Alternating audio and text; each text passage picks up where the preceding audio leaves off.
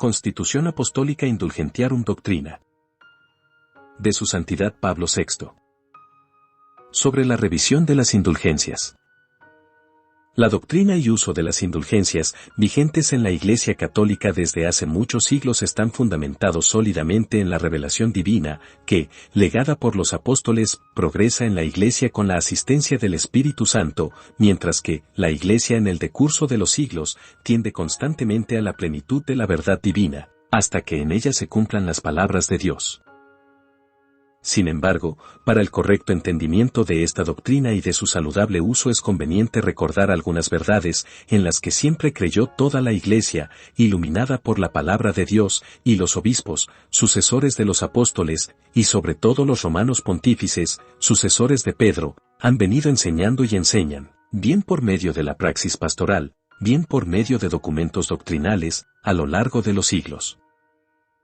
Según nos enseña la divina revelación, las penas son consecuencia de los pecados, infligidas por la santidad y justicia divinas, y han de ser purgadas bien en este mundo, con los dolores, miserias y tristezas de esta vida y especialmente con la muerte, o bien por medio del fuego, los tormentos y las penas catarterias en la vida futura. Por ello, los fieles siempre estuvieron persuadidos de que el mal camino tenía muchas dificultades y que era áspero, espinoso y nocivo para los que andaban por él. Estas penas se imponen por justo y misericordioso juicio de Dios para purificar las almas y defender la santidad del orden moral, y restituir la gloria de Dios en su plena majestad. Pues todo pecado lleva consigo la perturbación del orden universal, que Dios ha dispuesto con inefable sabiduría e infinita caridad, y la destrucción de ingentes bienes tanto en relación con el pecador como de toda la comunidad humana. Para toda mente cristiana de cualquier tiempo siempre fue evidente que el pecado era no solo una transgresión de la ley divina, sino, además, aunque no siempre directa y abiertamente, el desprecio u olvido de la amistad personal entre Dios y el hombre, y una verdadera ofensa de Dios, cuyo alcance escapa a la mente humana, más aún, un ingrato desprecio del amor de Dios que se nos ofrece en Cristo, ya que Cristo llamó a sus discípulos amigos y no siervos. Por tanto, es necesario para la plena remisión y reparación de los pecados no solo restaurar la amistad con Dios por medio de una sincera conversión de la mente y expiar la ofensa infligida a su sabiduría y bondad, sino también restaurar plenamente todos los bienes personales, sociales y los relativos al orden universal, destruidos o perturbados por el pecado, bien por medio de una reparación voluntaria, que no será sin sacrificio, o bien por medio de la aceptación de las penas establecidas por la justa y santa sabiduría divina, para que así resplandezca en todo el mundo la santidad y el esplendor de la gloria de Dios. De la existencia y gravedad de las penas se deduce la insensatez y malicia del pecado, y sus malas secuelas. La doctrina del purgatorio sobradamente demuestra que las penas que hay que pagar o las reliquias del pecado que hay que purificar pueden permanecer, y de hecho frecuentemente permanecen, después de la remisión de la culpa, pues en el purgatorio se purifican, después de la muerte, las almas de los difuntos que hayan muerto verdaderamente arrepentidos en la caridad de Dios, sin haber satisfecho con dignos frutos de penitencia por las faltas cometidas o por las faltas de omisión. Las mismas preces litúrgicas, empleadas desde tiempos remotos por la comunidad cristiana reunida en la Sagrada Misa, lo indican suficientemente diciendo, pues estamos afligidos por nuestros pecados, líbranos con amor, para gloria de tu nombre. Todos los hombres que peregrinan por este mundo cometen por lo menos las llamadas faltas leves y diarias, y, por ello, todos están necesitados de la misericordia de Dios, para verse libres de las penas debidas por los pecados. Por arcanos y misericordiosos designios de Dios, los hombres están vinculados entre sí por lazos sobrenaturales, de suerte que el pecado de uno daña a los demás, de la misma forma que la santidad de uno beneficia a los otros. De esta suerte, los fieles se prestan ayuda mutua para conseguir el fin sobrenatural. Un testimonio de esta comunión se manifiesta ya en Adán, cuyo pecado se propaga a todos los hombres. Pero el mayor y más perfecto principio, fundamento y ejemplo de este vínculo sobrenatural es el mismo Cristo, a cuya unión con el Dios nos ha llamado. Pues Cristo, que no cometió pecado, padeció su pasión por nosotros, fue traspasado por nuestras rebeliones, triturado por nuestros crímenes, y sus cicatrices nos curaron. Los fieles, siguiendo las huellas de Cristo, siempre han intentado ayudarse mutuamente en el camino hacia el Padre Celestial, por medio de la oración, del ejemplo de los bienes espirituales y de la expiación penitencial. Cuanto mayor era el fervor de su caridad, con más afán seguían los pasos de la pasión de Cristo, llevando su propia cruz como expiación de sus pecados y de los ajenos, teniendo por seguro que podían favorecer sus hermanos ante Dios, Padre de las misericordias, en la consecución de la salvación. Este es el antiquísimo dogma de la comunión de los santos, según el cual la vida de cada uno de los hijos de Dios, en Cristo y por Cristo, queda unida con maravilloso vínculo a la vida de todos los demás hermanos cristianos en la unidad sobrenatural del cuerpo místico de Cristo, formando corno una sola mística persona. Así resulta el tesoro de la Iglesia, el cual, ciertamente, no es una especie de suma de los bienes, a imagen de las riquezas materiales, que se van acumulando a lo largo de los siglos, sino que es el infinito e inagotable precio que tienen ante Dios las expiaciones y méritos de Cristo, ofrecidos para que toda la humanidad quedara libre del pecado y fuera conducida a la comunión con el Padre. Es el mismo Cristo Redentor en el que están vigentes las satisfacciones y méritos de su redención.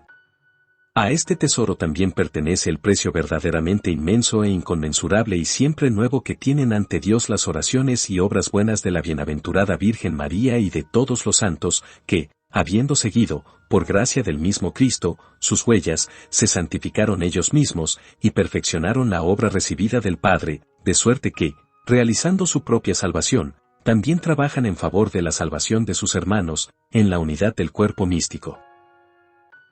Porque todos los que son de Cristo, poseyendo su espíritu, crecen juntos y en él se unen entre sí, formando una sola iglesia.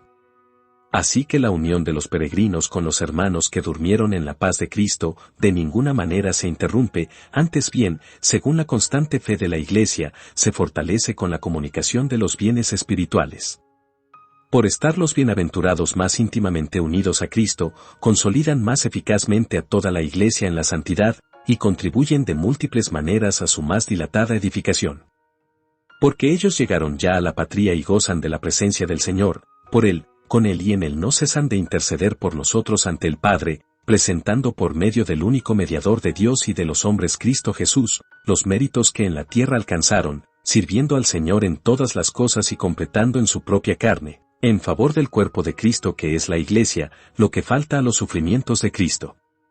Su fraterna solicitud ayuda, pues, mucho a nuestra debilidad. Así, pues, entre los fieles, ya hayan conseguido la patria celestial, ya espíen en el purgatorio sus faltas, o ya peregrinen todavía por la tierra, existe ciertamente un vínculo perenne de caridad y un abundante intercambio de todos los bienes, mediante los cuales, expiados todos los pecados del cuerpo místico, queda aplacada la justicia divina, y la misericordia divina es movida al perdón, para que los pecadores arrepentidos sean llevados más rápidamente al disfrute completo de los bienes de la familia de Dios. La Iglesia, consciente desde un principio de estas verdades, inició diversos caminos para aplicar a cada fiel los frutos de la redención de Cristo, y para que los fieles se esforzaran en favor de la salvación de sus hermanos, y para que de esta suerte todo el cuerpo de la Iglesia estuviera edificado en justicia y santidad para la venida del reino de Dios, cuando Dios lo será todo en todos.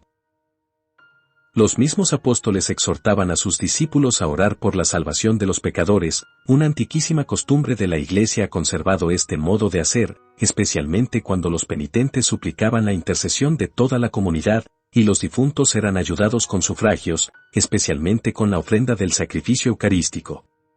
También las obras buenas, sobre todo las más dificultosas para la fragilidad humana, eran ofrecidas a Dios de antiguo en la Iglesia por la salvación de los pecadores. Dado que los sufrimientos que, por la fe y la ley de Dios, soportaban los mártires eran estimados en gran manera, los penitentes les solían rogar, para, ayudados con sus méritos, alcanzar más rápidamente la reconciliación de parte de los obispos. Pues las oraciones y buenas obras de los justos eran tan estimadas que se tenía la certeza de que el penitente quedaba lavado, limpio y redimido con la ayuda de todo el pueblo cristiano. En esto los fieles no creían que actuaban solamente con sus fuerzas en favor de la de los pecados de los demás hermanos, sino que se creía que la Iglesia, como cuerpo unido a Cristo, su cabeza, era la que satisfacía en cada uno de los miembros La Iglesia de los Santos Padres tenía como cierto que llevaban a cabo la obra salvadora en comunión y bajo la autoridad de los pastores, a los que el Espíritu Santo había designado como obispos para regir la Iglesia de Dios. De esta suerte, los obispos, sopesadas todas las cosas con prudencia, establecían la forma y medida de la satisfacción debida e incluso permitían que las penitencias canónicas se pudieran redimir con otras obras quizá más fáciles, convenientes para el bien común, o fomentadoras de la piedad, que eran realizadas por los mismos penitentes, e incluso en ocasiones por otros fieles.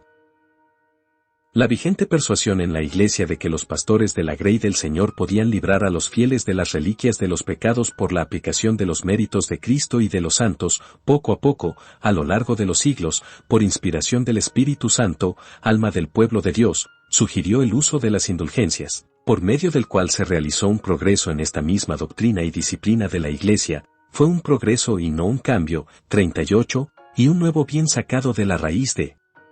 la revelación para utilidad de los fieles y de toda la Iglesia. El uso de las indulgencias, propagado poco a poco, fue un acontecimiento notable en la historia de la Iglesia, cuando los romanos pontífices decretaron que ciertas obras oportunas para el bien común de la Iglesia se podían tomar como penitencia general y que concedían a los fieles, verdaderamente arrepentidos y confesados, y que hubieran realizado estas obras, por la misericordia de Dios omnipotente y, apoyados en los méritos y autoridad de sus apóstoles, con la plenitud de la potestad apostólica, el perdón, no solo pleno y amplio, sino completísimo, de todos sus pecados. Porque el unigénito Hijo de Dios adquirió un tesoro para la Iglesia militante, y este tesoro lo confió a de Pedro, clavero del cielo, y a sus sucesores, sus vicarios en la tierra, para distribuirlo saludablemente a los fieles y por motivos justos y razonables, para ser aplicado a la remisión total o parcial de la pena temporal debida por los pecados, tanto de forma general como especial, según les pareciera voluntad de Dios, a los fieles verdaderamente arrepentidos y confesados. Los méritos de la bienaventurada Virgen María y de los elegidos son como el complemento de este tesoro acumulado. Esta remisión de la pena temporal debida por los pecados, perdonados ya en lo que se refiere a la culpa, fue designada con el nombre indulgencia. Esta indulgencia tiene algo de común con las demás formas instauradas para quitar las reliquias de los pecados, pero, al mismo tiempo, hay razones que la distinguen perfectamente. Pues en la indulgencia la Iglesia, empleando su potestad de administradora de la redención de Cristo, no solamente pide, sino que con autoridad concede al fiel convenientemente dispuesto el tesoro de las satisfacciones de Cristo y de los santos para la remisión de la pena temporal. El fin que se propone la autoridad eclesiástica en la concesión de las indulgencias consiste no solo en ayudar a los fieles a lavar las penas debidas, sino también incitarlos a realizar obras de piedad, penitencia y caridad, especialmente aquellas que contribuyen al incremento de la fe y del bien común. Y cuando los fieles ganan las indulgencias en sufragio de los difuntos, realizan la caridad de la forma más eximia, y al pensar en las cosas sobrenaturales trabajan con más rectitud en las cosas de la tierra. El magisterio de la Iglesia ha declarado y reivindicado esta doctrina en diversos documentos.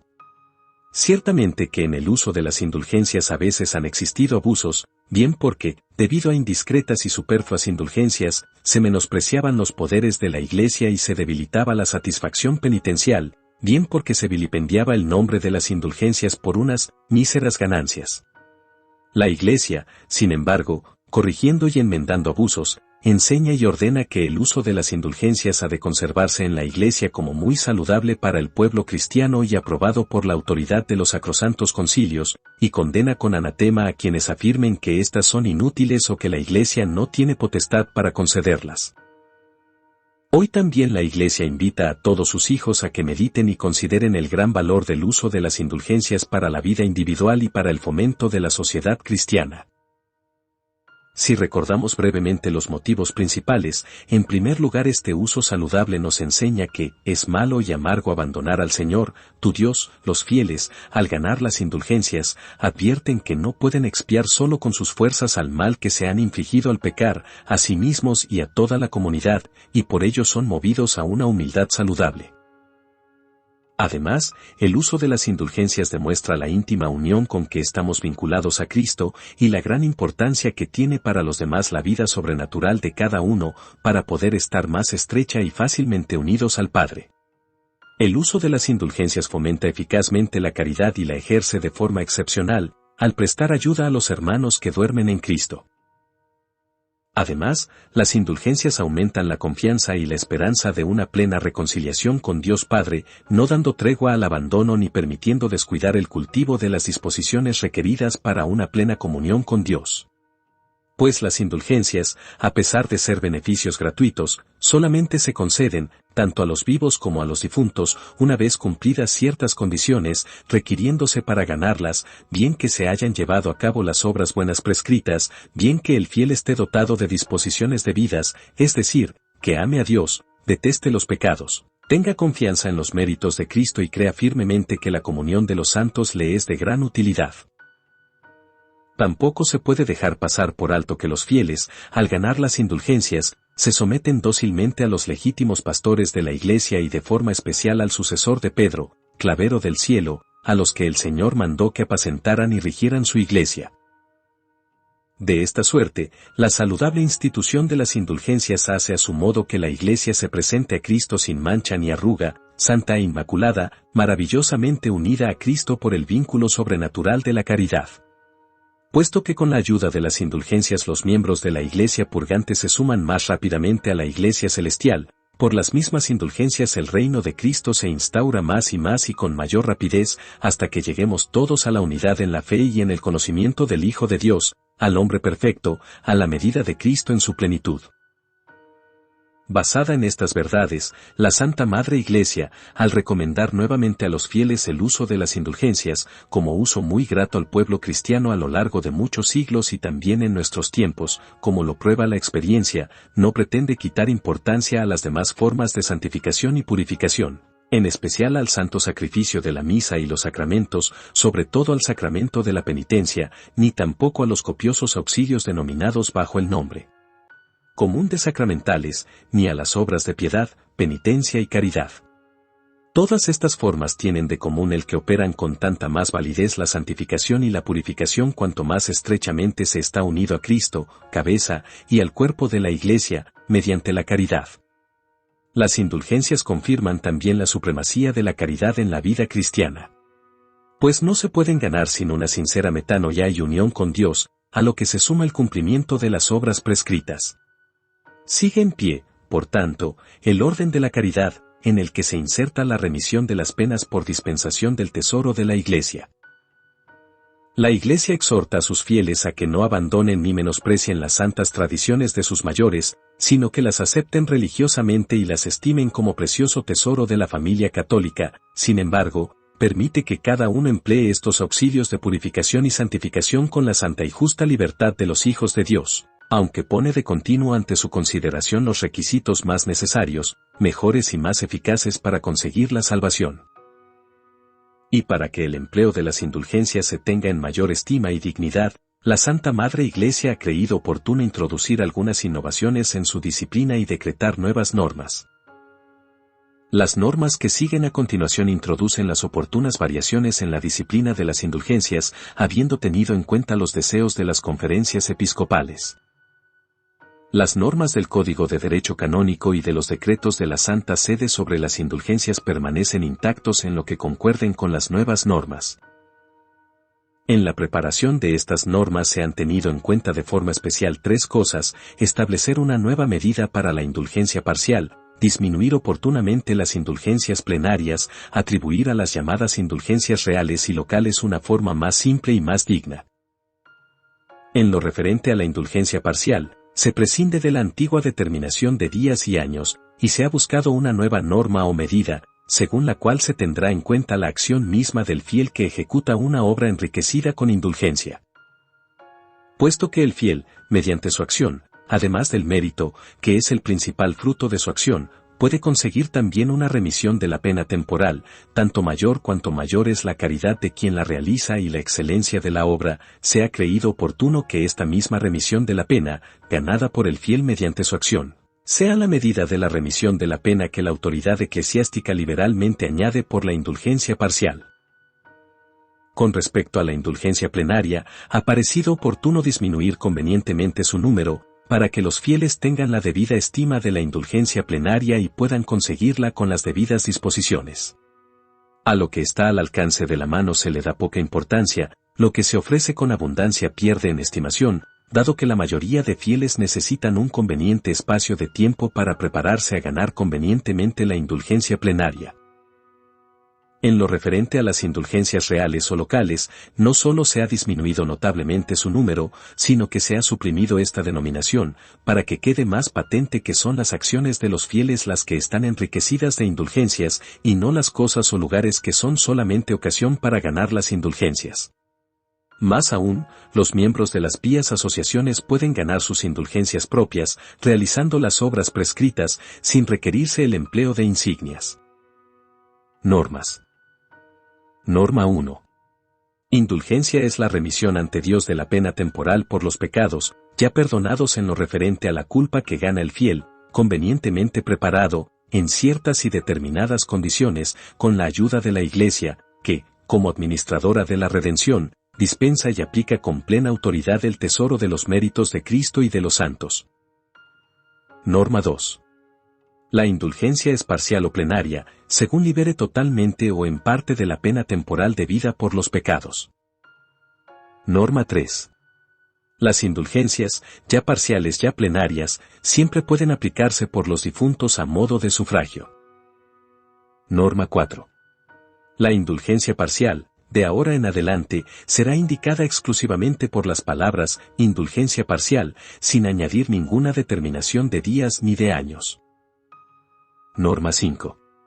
Al fiel que, al menos con corazón contrito, lleva a cabo una obra enriquecida con indulgencia parcial, se le concede por obra de la Iglesia una remisión tal de la pena temporal cual la que ya recibe por su acción.